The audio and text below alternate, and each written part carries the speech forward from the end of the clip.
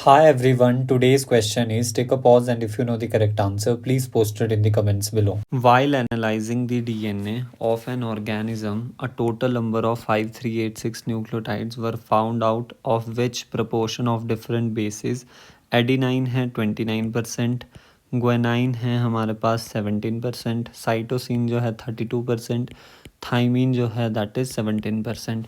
अब थाइमीन बोल दिया इसका मतलब ये है फॉर श्योर ये डीएनए है, but here what we can see ना कि एडिनाइन 29 है एंड थाइमीन 17% है।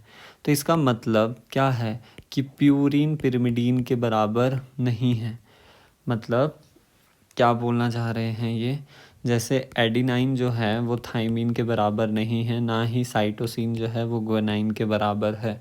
इसका मतलब फॉर श्योर ये कैसा है, सिंगल स्ट्रैंडेड डीएनए है।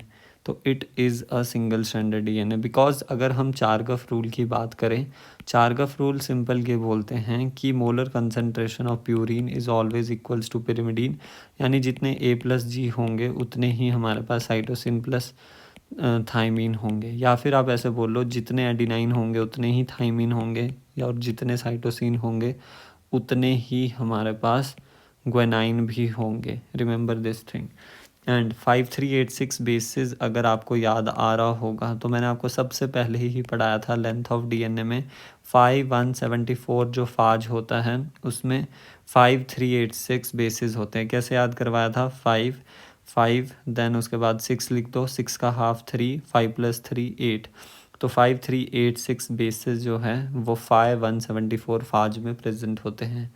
नेक्स्ट क्वेश्चन इज़, यहाँ पर आप देख सकते हो ये लगाया भी है, बैक्टीरियोफाज 5174 में बताया है 5386 न्यूक्लियोटाइड सिंगल स्ट्रैंडेड डीएनए इसमें प्रेजेंट होता है।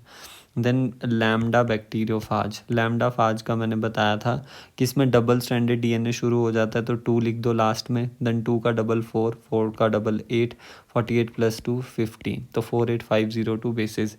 ई कोलाई में सिंपली बताया था 4, 5 की जगह पॉइंट, तो 456 क्रॉस 10⁻⁶ बेस पेयर, ये आ गया आपके पास ई कोलाई में। ह्यूमन जीनोम में कैसे याद करवाया था, 3.3 होता है, तो 10⁻⁹ बेस पेयर, तो ये ह्यूमन जीनोम का याद करवाया था। For more such videos and concepts do like share and subscribe.